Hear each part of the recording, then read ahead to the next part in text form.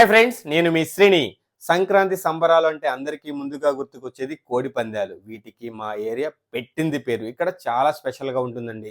మేము ఏలూరుకి దగ్గరగా ఉంటాము. ప్రతి సంవత్సరం సంక్రాంతి టైంలో హైదరాబాద్ నుంచి ఇక్కడికి వచ్చి ఫ్యామిలీతో ఎంజాయ్ చేసి కోడి పందాలు చూసి వెళ్ళిపోతాము. ఈసారి చాలా ప్రత్యేకం అన్నమాట. ఫస్ట్ టైమ్ మా ఫ్యామిలీని, భార్యని, పిల్లల్ని కోడి పందాలకు తీసుకెళ్ళాను. ఎందుకు అనేది లాస్ట్‌లో చెప్తాను. దానికి ఒక రీజన్ కూడా ఉందన్నమాట. జనాలలో కోడి పందాలకు గాని, సంక్రాంతి సంబరాలకు ఆదరణ పెరుగుతుందా? అంటే ఇంట్రెస్ట్ ఎక్కువవుతుందా? లేదంటే ప్రభుత్వం చేంజ్ అవ్వడం వల్ల, ఉత్సాహం వల్ల ఇలా జరుగుతుందో తెలీదు కానీ, ఈ సంవత్సరం అయితే నెక్స్ట్ లెవెల్‌లో కోడి పందాలు జరిగాయండి. ప్రత్యేకంగా అమ్మాయిలనమాట. ఈ సంవత్సరం అమ్మాయిల శాతం పెరిగింది. అబ్బాయిలకు ధీటుగా అమ్మాయిలు కోడి పందాలకొచ్చారు. కోడి పందాలకు రావడమే కాదు, "ఖాయ్ రాజా ఖాయ్, ఖాయ్ రాజా ఖాయ్" అనుకుంటూ నెక్స్ట్ లెవెల్‌లో డబ్బుల్నిలా పడేస్తున్నారండి. డబ్బులకి విలువ లేదు అనిపించింది నాకైతే. అసలు కట్టలు కట్టలు తీసి ముందల ఎంజాయ్ చేయాలి. డబ్బు సంగతి తర్వాత చూద్దాం. వచ్చాము ఎంజాయ్ చేసి వెళ్ళిపోవాలి అంతే. ఆ మెంటాలిటీతో ఉన్నారు. అబ్బాయిలతో పాటు అమ్మాయిలు కూడా. కోడి పందాలే కదా! పక్కన జరిగే చిన్న బజార్, పెద్ద బజార్, బ్లాక్ అండ్ వైట్ ఇంకా చాలా గేమ్స్ నడుస్తున్నాయన్నమాట. అన్ని గేమ్స్‌లో డబ్బుల్ని ఇలా ఇసిరేస్తున్నారండి అసల. అసల 500కి, 1000కి అసలు విలువ లేదు. 1,00,000 కూడా విలువ లేదనిపించింది. ఇక్కడ ఒక ప్రత్యేకమైనదేంటంటే నిన్న జరిగిన కోడి పందాల్లో ఒక కోడి పుంజు ఒక యజమానికి 1,20,00,000 తెచ్చిపెట్టిందండి.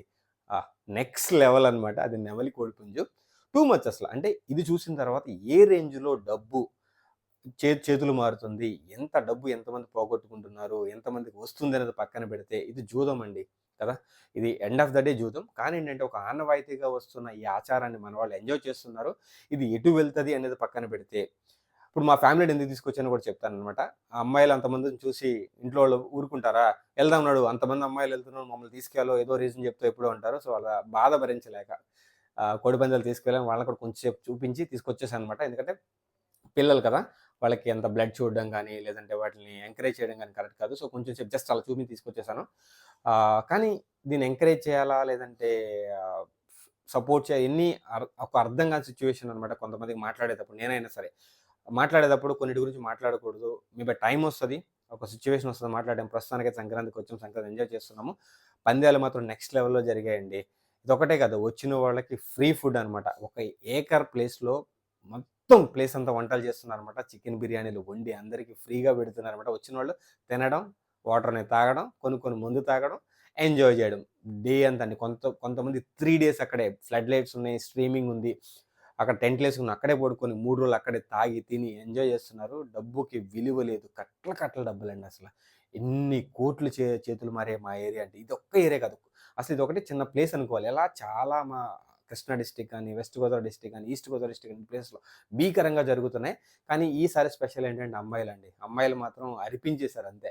అబ్బాయిలకి పోటీగా ఎప్పుడు చూడలేదు. ఏ సంక్రాంతికి నేను ఈ లెవెల్‌లో చూడలే. రావడం, ఫ్యామిలీతో ఎంజాయ్ చేయడం. ఎక్కువగా తక్కువ ఒకళ్ళిద్దరు వస్తుండేవాళ్ళు. ఈసారి పర్సెంటేజు ప్రతిసారి ఐదుగురొస్తే ఈసారి 100 మందొచ్చారండి. అంటే పర్సెంటేజ్ ఏ లెవెల్‌లో పెరిగిందో అది ఆదరణ పెరుగుతుందా? ఇంట్రెస్ట్ పెరుగుతుందా?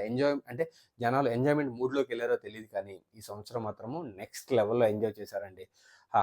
ఇంకా దీని గురించి ఎలా అంటే మీరు కొన్ని నా ఆహ్, థంబ్‌నెయిల్‌లో కొన్ని పోస్టులు పెట్టాననమాట. అసలు కొన్ని వేల కార్లండి. నిజంగా ఒక పక్క కుంభమేళా జరుగుతుంది. చూస్తే కుంభమేళాకి వచ్చిన జనాలనిపిస్తది. కానీ కోడి పందాలకి వచ్చిన జనాలండి. అబ్బో! భీకరంగా ఉంది ఏది కోడి పందాలైతే. ఎంజాయ్ చేశాము. బట్ ఏంటంటే ఏదో ఒక మూల చిన్న ఫీల్ అండి. వీళ్ళంటే ఎంకరేజ్ చేయకూడదు. దీనివల్ల నష్టమే గాని లాభం అనేది ఉండదు అన్న ఉద్దేశం. ఇది లేకపోవడం వల్ల కూడా జనాలు ఎంజాయ్ చేస్తారు. కానీ ఇది ఆచారంగా వస్తుంది. సో, సాంప్రదాయంగా నడుస్తుంది. సో, ఎప్పుడు మాట్లాడాలి దీని గురించి అనేది తెలీదు. ఒక స్టేజ్ వస్తది ఖచ్చితంగా మనకే మాట్లాడే స్టేజ్. ప్రస్తుతానికైతే బా జరిగాయి.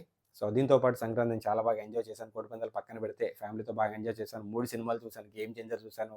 'డాగ్ మహారాజ్' చూశాను. 'సంక్రాంతికి వస్తున్నాం' చూశాను. ఫ్యామిలీతో అన్ని రకాలుగా ఎంజాయ్ చేశామండి. సో, ఈరోజు కనుమ అయిపోయింది. రేపు హైదరాబాద్‌కి రిటర్న్. సో, చూద్దాం.